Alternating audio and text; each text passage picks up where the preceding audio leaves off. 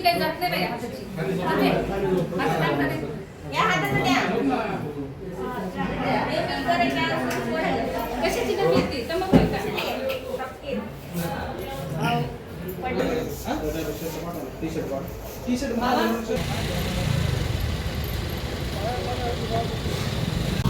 Speed online ज्ञानभूमीत आपलं सर्वांचं स्वागत. मी ज्ञानोबा वायबशी. आज कार्तिकी आषाढी एकादशी आहे. आषाढी एकादशी निमित्त पंढरपूरला महाराष्ट्रातून लाखोच्या संख्येनं वारकरी अनेक दिंड्या घेऊन पायी गेलेले आहे. आज विठ्ठलाचं दर्शन घेतल्यानंतर काही दिंड्या परतीच्या मार्गावर आहेत, ज्या की अनेक दिवसापासून पायी चालत होते. ते वारकरी आता गाड्यांनी काही माघार येत आहेत.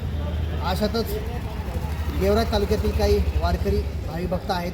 ते पंढरपूरहून बीडकडे येत असताना पारगावच्या टोलनाक्याजवळ त्यांच्या वारकऱ्यांच्या पिकअपच्या गाडीला एका दुसऱ्या फोर व्हीलरची गाडीची मोठी धडक बसली आहे. त्या धडकेमध्ये दोन्ही गाड्याचं प्रचंड नुकसान झालं आहे आणि 6 ते 7 वारकऱ्यांना गंभीर मार देखील लागला आहे. त्या सर्व वारकऱ्यावर, जखमी असलेल्या वारकऱ्यावर जिल्हा रुग्णालयात उपचार सुरू आहेत. काय म्हणतात प्रत्यक्षदर्शनी असलेले वारकरी भाविभक्त काय म्हणतात पहा. कुठे चालवतात आणि काय घटना घडली आहे? मी डॉक्टर हाताळे, श्री क्षेत्र ओंकार शक्तीपीठाहून आमची दिंडी निघते. ही दिंडी पंढरपूरला जाते, तांदळा ते पंढरपूर अशी. यामध्ये वेगवेगळ्या गावचे लोक त्यात समावेश असतो. त्यापैकी वडगावचे लोक आमच्या दिंडीमध्ये आहेत. आणि मग त्यापैकी 5 लोकांना जास्त मार लागलेला आहे. आणि ही घटना कधी घडली आणि कशासोबत घडली? ही आत्ता पारगावच्या कोपऱ्याला एक चौफुल आहे. त्या चौफुल्यावरती समोरून गाडी पारगाव करून आली आणि ती त्याच्यात घुसली, आमच्या रोडवर डायरेक्ट आली.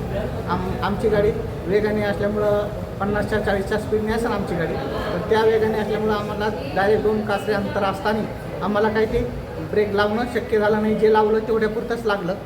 अचानक अर्जंट काही लागलं नाही. शेवटी गाड्यांची धडक झाली. त्या गाडीच्या याच्यावर ड्रायव्हरच्या पाठीमागच्या भागावर आमची गाडी आदळली. त्यांची गाडी आम्हाला डायरेक्ट आडवी आली. आणि आडवी आल्यानंतर आम्हाला कुठलंच काही करता आलं नाही.